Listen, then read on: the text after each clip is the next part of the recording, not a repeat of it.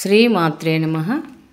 మనము సౌందర్య లహరి ప్రతిరోజు ఒక శ్లోకాన్ని నేర్చుకుంటున్నాము. అందులో భాగంగా ఈరోజు 25వ శ్లోకాన్ని నేర్చుకుంటాం. మీరు విని మీకు నచ్చినట్లయితే లైక్ చేయండి, షేర్ చేయండి, మీ వాల్యుబుల్ కామెంట్స్ కూడా పెట్టండి. ఓం శ్రీ మహాగణాధిపతయే నమః. శ్రీ సరస్వత్యై నమః. శ్రీ గురుభ్యో నమః. సర్వమంగళమాంగళ్యే శివే సర్వార్థసాధికే శరణ్యే త్రయంబికే దేవి నారాయణి నమోస్తుతే. యా దేవీ సర్వభూతేషు భ్రాంతిరూపేణ సంస్థితా నమస్తస్యై నమస్తస్యై నమస్తస్యై నమో నమః. ఇప్పుడు శ్లోకాన్ని నేర్చుకుందాం. త్రయాణాం దేవానాం త్రిగుణజనితానాం తవ శివే. త్రిగుణజనితానాం తవ శివే.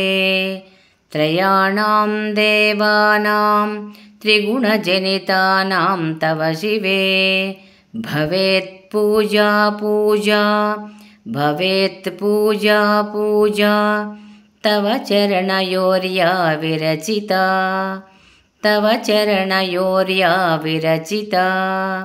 భవేత్ పూజా పూజా తవ చరణయోర్యా విరచితా.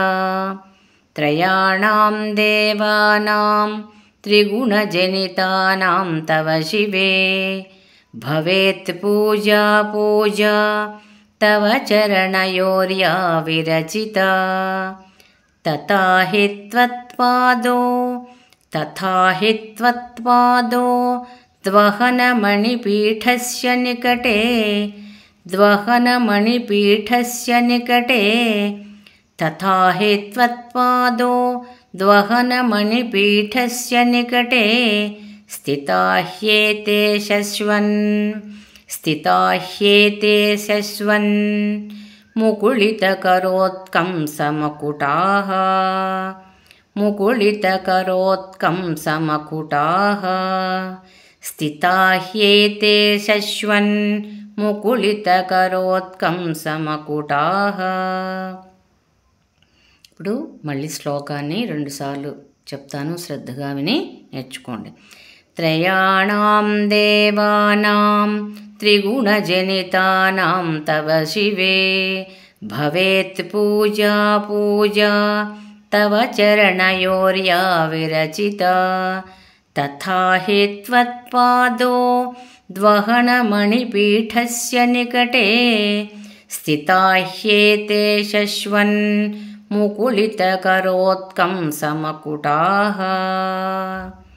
త్రయాణాం దేవానాం త్రిగుణజనితానాం తవ శివే. భవేత్ పూజా పూజా తవ చరణయోర్యా విరచితా. తథా హి త్వత్పాదో ద్వహనమణిపీఠస్య నికటే. స్థితా హ్యేతే శశ్వన్ ముకుళితకరోత్కంసమకుటాః. అమ్మవారి నామాలు అలా చదువుతుంటే ఎంత అందంగా ఉంటాయో, ఎంత వినడానికి సొంపుగా ఉంటాయి కదా. మీరు కూడా నచ్చితే లైక్ చేయండి, షేర్ చేయండి, కొత్త వాళ్ళైతే సబ్స్క్రైబ్ చేయండి. శ్రీమాత్రే నమః.